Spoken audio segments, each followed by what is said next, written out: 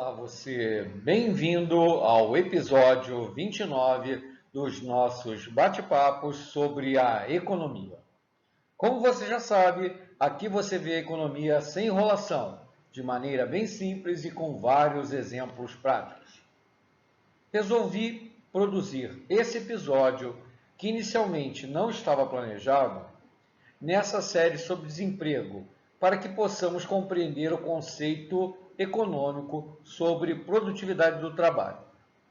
Na capa do episódio, um dos exemplos da baixa produtividade no Brasil. Quando você tem a oportunidade de ver como se constrói uma casa nos Estados Unidos, no Canadá, na Austrália ou em algum país da Europa, e compara isso como é construída uma casa aqui no Brasil, você percebe a enorme distância na prática do que denominamos de produtividade do trabalho. A diferença entre o planejamento, a organização da obra, o tempo gasto na construção, a qualificação da mão de obra, os tipos de materiais utilizados, as ferramentas usadas, a funcionalidade das instalações, essa diferença é brutal. Pior ainda, é quando se compara a quantidade de material desperdiçado e a geração de resíduo, ou seja, de entulho e lixo, chamado em engenharia ambiental de RCD, resíduos de construção e demolição. Se você está gostando de acompanhar nossas conversas, deixe aqui embaixo o seu like, compartilhe o vídeo e clique no sininho para receber o aviso dos próximos episódios. Meu nome é Luiz Azevedo e espero que você goste desse episódio. Nesse episódio, vamos desenvolver o conceito de produtividade do trabalho, utilizando os fundamentos da economia que vimos nos primeiros episódios da série de vídeos. Como você já sabe também, sempre na descrição do vídeo você encontra os links para os artigos, publicações e literatura utilizada para a confecção do episódio. Para podermos, de uma maneira didática, compreender o conceito, vamos utilizar como exemplo hipotético da produção e comercialização de laranjas. Vamos considerar para esta análise, de modo bem resumido e simplificado, o mercado do produto laranja e o mercado de trabalho de coletores de laranja. Vamos nessa.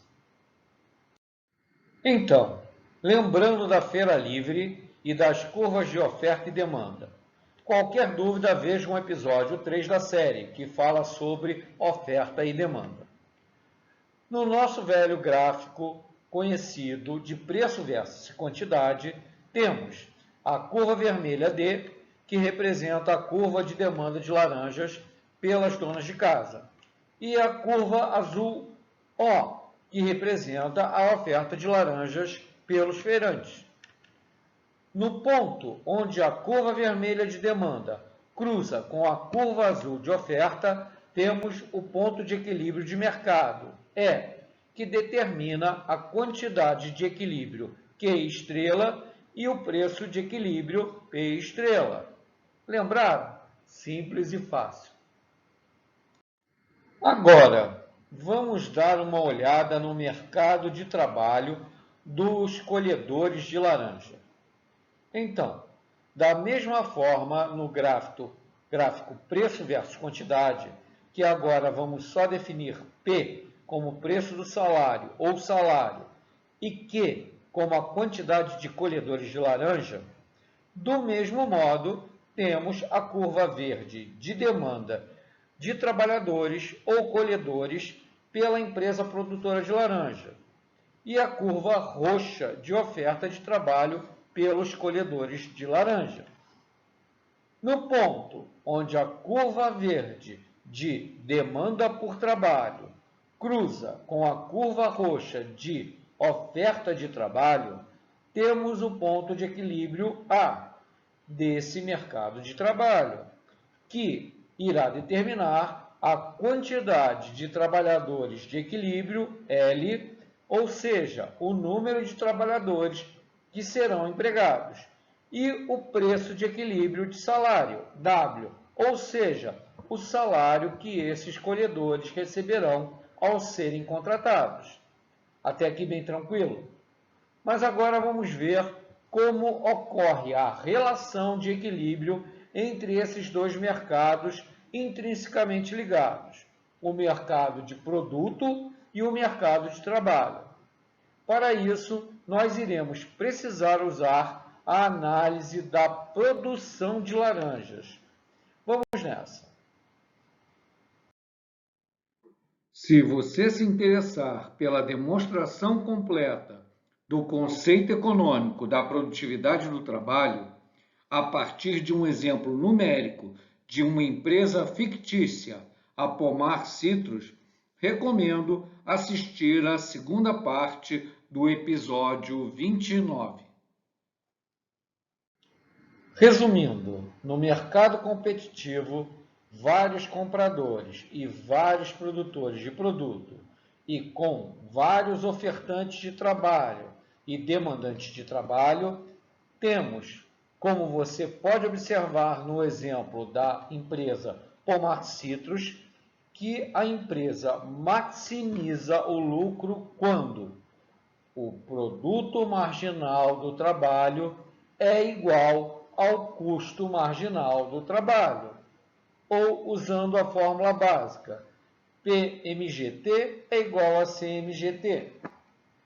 E como vimos, o valor do produto marginal do trabalho é igual a P, o preço do produto, no nosso caso R$10 por caixa de laranja, multiplicado pela quantidade adicional de caixas de laranja colhidas por semana, o ΔQ. Já o custo marginal do trabalho é igual a W, salário em reais por semana, multiplicado pela quantidade adicional de trabalhadores contratados, o ΔL, que no nosso caso é igual a 1. Então, vou contratando de 1 a 1.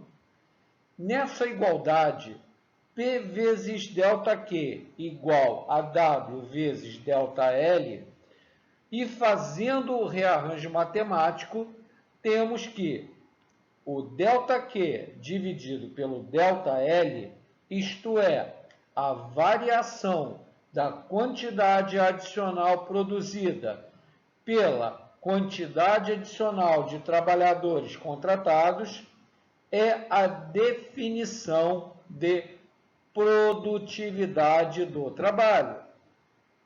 E, por sua vez, W dividido por P, isto é, salário por preço de mercado, isto é, sem inflação, é a definição de salário real, ou seja, sem a distorção da inflação e que determina o poder de compra do salário. Portanto, temos que, por definição econômica, em mercados competitivos, os salários reais, ou seja, sem a distorção inflacionária, é determinado pela produtividade do trabalho. Resumindo, em mercados competitivos, o salário real é determinado pela produtividade do trabalho. E como conceito, mesmo em mercados reais ou não conceituais, o salário real é uma função direta da produtividade do trabalho. Por isso, quando o governo no Brasil intervém na economia e aumenta o salário mínimo, que em si só já é um erro, muito acima do aumento da produtividade do trabalho, o governo gera um brutal desarranjo estrutural e provoca um aumento brutal do desemprego. Vamos aos fatos. Na descrição do episódio vocês encontram o link para o artigo do Mercado Popular, de título como a valorização do salário mínimo prejudica trabalhadores jovens e pobres. Ele apresenta análise de dados do FMI e do IBGE de 2004 até 2015. Como vocês podem observar no gráfico da esquerda, entre 2004 e 2015, o valor do salário mínimo subiu 68% real, isto é, descontada a inflação do período, enquanto a produtividade média do trabalho só cresceu 18%. Portanto, um enorme gap ou diferença entre a produtividade, ou seja, do rendimento do trabalho, em relação ao aumento do salário mínimo. A consequência real dessa política de aumento do salário mínimo muito acima da produtividade, você observa no gráfico da direita. O gráfico de emprego de jovens em milhares versus salário mínimo relativo. Entre 2004 e 2014, quanto maior o salário mínimo relativo, menor foi o número de jovens empregados. Por isso, o gráfico é uma linha de inclinação negativa ou descendente. Isso mostra que quando o Estado, bonzinho, aumenta o salário mínimo acima da produtividade, o Estado, ao invés de gerar, o Estado destrói postos de trabalho. É a verdade. Na segunda parte do episódio 29, vamos ver a demonstração completa do conceito econômico da produtividade do trabalho. Meu nome é Luiz Azevedo e muito obrigado pela sua audiência.